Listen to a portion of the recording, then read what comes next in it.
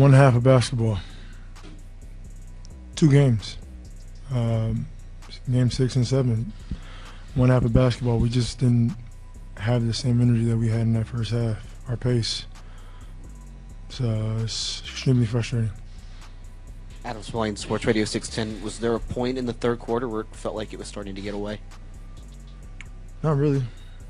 Not really. I mean, even it went up. I think they ended up up 7, but we had opportunities. You know, a lot of opportunities, and then even in that fourth quarter, you know, we just had a lot of opportunities. 3 opportunities that we were open that just didn't go down.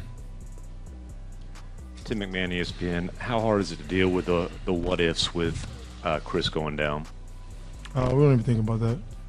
You know, we had an opportunity tonight and last game without Chris. Obviously, he's a big part of what, you know, why we're here.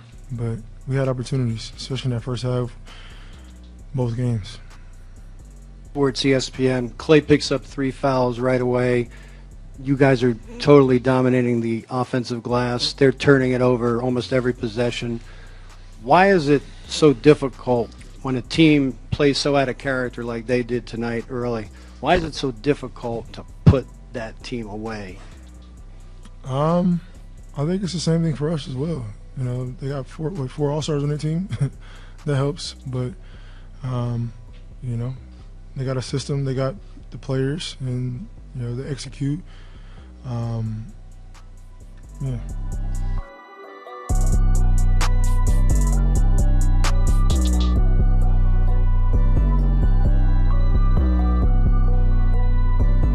Saying that there were some rough patches in the first half, obviously.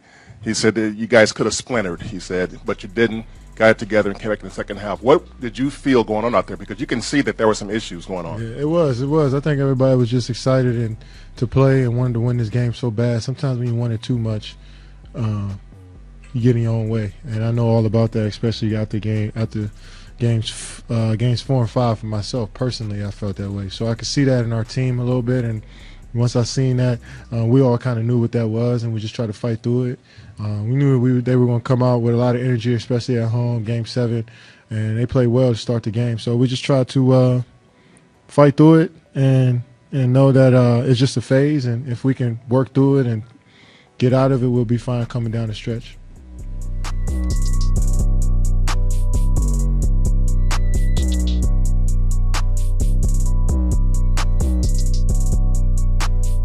Last game, how were you able to bounce back again, and what was the thought at halftime when you're down again kind of big? The thought at halftime was how bad we played on the offensive end. Coach Kerr told us that might have been the worst offensive half we've had all year, yet we're only down 11 points. So we were actually encouraged, believe it or not. And we knew we'd have a great shot in the second half. We just stuck together, moved the ball, cut our turnovers down, and make them take tough shots. So we weren't too worried, believe it or not. Our fan base probably was, but it just felt good to slug it out because that was a grinding type of game. Down here like that you guys don't worry at all? Because we know we can make an 11-point lead evaporate in about 2 minutes of good basketball. So especially with the pace we play when we're on our game, we can get up and down. And our defense too. When we're in passing lanes, creating turnovers, we're the best team in the world running the break, and that's what we made. That's what we did in the second half, and we were hunting great shots. We weren't settling just for early shot clock, one-on-one. We moved the ball well. Steph was hitting off screens, and KD was doing his thing, and it just gives everybody a lift.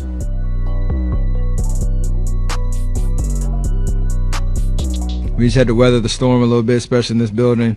And it is a full 48-minute game, and for us to have the firepower to kind of turn the momentum to our side, you know, pretty quickly, you know, get some stops, make some shots, and start to feel a little good, you know, a little bit better about ourselves. It was a fun night all the way around. Obviously stressful, but fun. Steph, 2 for you. Mark Schwartz, ESPN. First of all, given how you did everything in the book that Steve didn't want you to do, including foul them every time in the first minute and turning it over so much, how do you avoid feeling like, man, this might not be our night, maybe we aren't going to win this game? I don't know. I mean, that as a competitor, you'd hope that thought never really creeps in, especially in a moment like a Game 7 where there's still time on the clock, there's still opportunities to change the momentum. And I think it was like I said, I think after the game, there's a calmness at halftime in the locker room because we knew how bad we were playing. Looked up, we were down 10 or whatever, 11, and knew that we had been in a situation before, obviously not in this building, but where we could really just lock back in, get some stops, and like I said, just change the momentum to our side. So I think it was just a level of experience and just maturity from our group that helped us get to the finish line.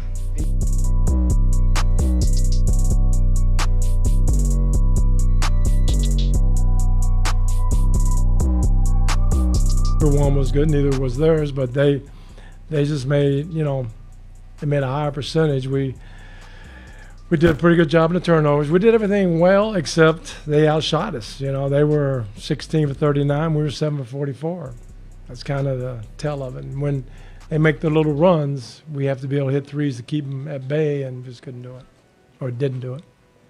Adam Spillane, Sports Radio 610, you play them for 7 games, and there's a physical exhaustion that comes with that. But is there a mental exhaustion too? Oh yeah. No, these guys, you can't. You think you got them, or you think that you're guarding them okay, and it's just if you just take a deep breath one time, it's a 3, and that's why they're so good. That's why they're playing, and hats off to them. But I think we're very close, obviously, and some things we'll tweak, and we'll get back on the horse, and we'll get these guys here pretty soon.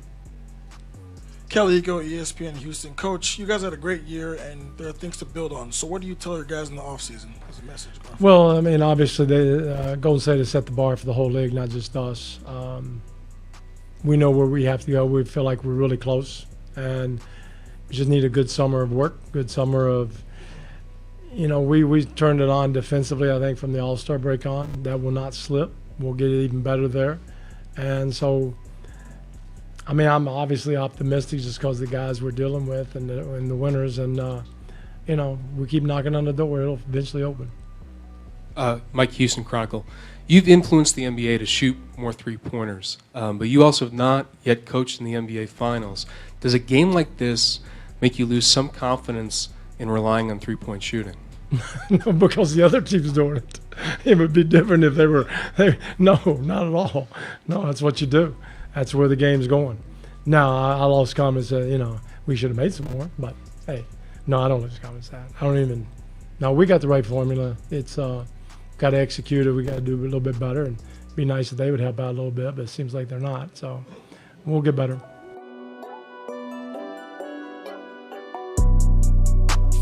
Pete, they play both ends. They got a lot of toughness, a lot of grit, and we were lucky to escape out of here. And I genuinely feel badly for Chris Paul not being able to play these last couple of games. Just like I feel badly for Andre Iguodala. You hate when these guys who compete their whole lives in practice and train and plan for this moment, and they're not able to be part of it. It's a shame. But I'm proud of our guys for the way they held together after almost coming completely unglued in the first half. But that second half was something. A lot of amazing shot making from some talented players. And I don't know what the hell else was going on out there, but we did fight, and we got it going in the second half.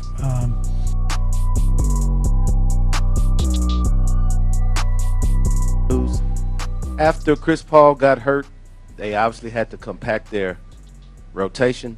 Did you see, and did your team see them tire at the beginning or middle of the third quarter and in the fourth, both games 6 and 7? I think they shortened their lineup up after game 1. I think they started playing 3 guys off the bench.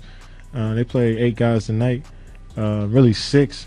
But I think they shortened their rotation up even last series, I thought. So we knew after when CP went down, which was an unfortunate injury, we knew that the ball would be in James and Eric Gordon's hands a lot, and we know Eric Gordon was pretty much hard to stop when he's driving to the rim.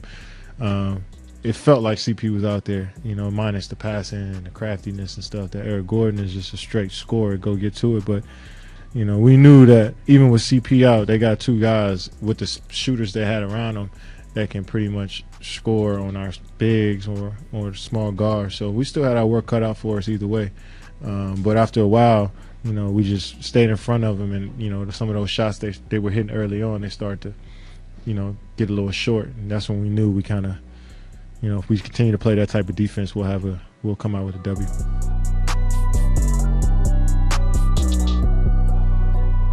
Or left Tim Calcom of The Athletic.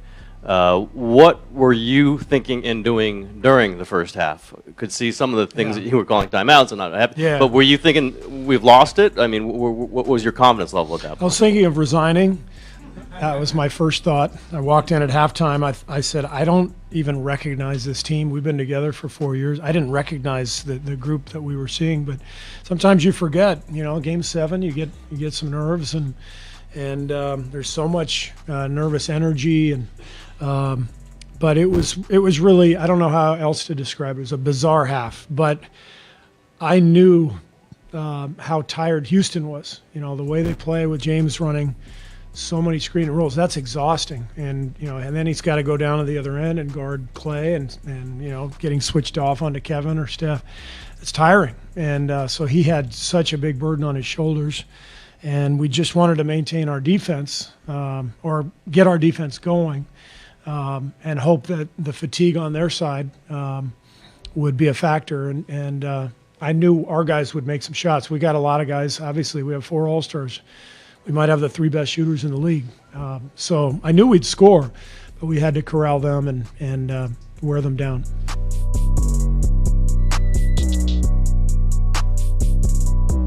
I just saw you in the hallway. You were holding one of your daughters, and you were like this.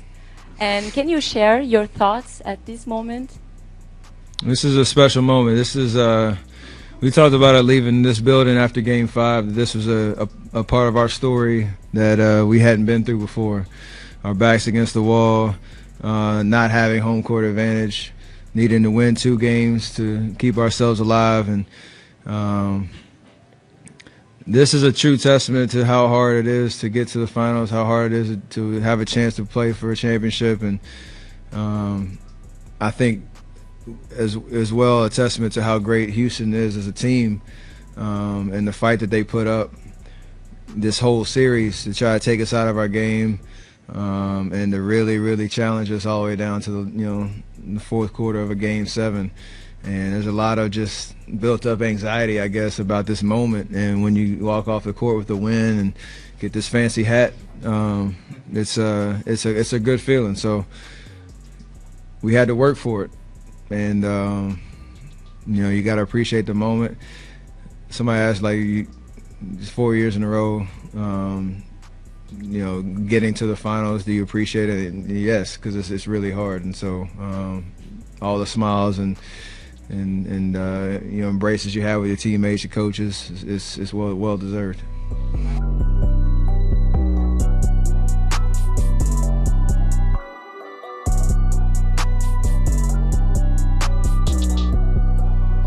Hi, Kevin. Jason Bristol, KHOU. Mike D'Antoni sat in your seat there and said, "We are close. We are close to knocking off the Warriors." How do you feel about that assessment? And what was the level of concern in this series about how the Rockets were pushing you to the limit? I don't know how to feel about what Coach D'Antoni said. I mean, anything can happen over the summer, over the season next year. Anything can happen for both sides. I know that I gained a lot of respect for this team, this Houston Rockets team, over the season. Obviously, can't lie, coming in, I'm like, wow, they got CP and James, 2 guys that do the same thing. Probably just about the same way every basketball fan thought when they came together. But when they started the season, we played them the first game, and then just watching them over the years, this team was for real. Just watching how they play defense and how they simplified the offense and just turn it into, see if you can guard James one-on-one or CP one-on-one or Eric Gordon. So, it presented a tough challenge for us, and we knew that coming into the series it was going to be rough. After we won game 1, I'm sure we relaxed just a little. And then after game 2, they slapped us in the mouth, and that's what woke us up a bit. So I got nothing but respect for the Rockets and what they've done all season. I know they have bigger dreams of winning the finals and going to the finals and winning. But, it was just amazing to play against them. This crowd was incredible, loudest I've ever seen in Texas, in Houston. But I'm just excited that we got past the series and we can move on to the next one. I just got one more question for a guy who's going to the finals for the first time. And he's because look, this is Nick Young, 11 years in the league. You're going to turn 33 on Friday, so your early birthday present is a trip to the NBA Finals on Thursday. What does this feel like to do this with this bunch? I got a hat, as you can see, T-shirt, and yeah. I'm not holding the trophy. Yeah, thank you. Now, what's it mean to get there at this point? Oh, it means the world to me. I don't really want to be interviewed right now. I want to go turn up. I really want to go have some fun, but you interrupted my moment. But yeah, thank y'all for doing this stuff. Okay. Remember, hold on. Okay. Go have some fun. I don't want to talk to you. Okay. Remember this date in NBA history, the day Nick Young said he didn't want to be interviewed.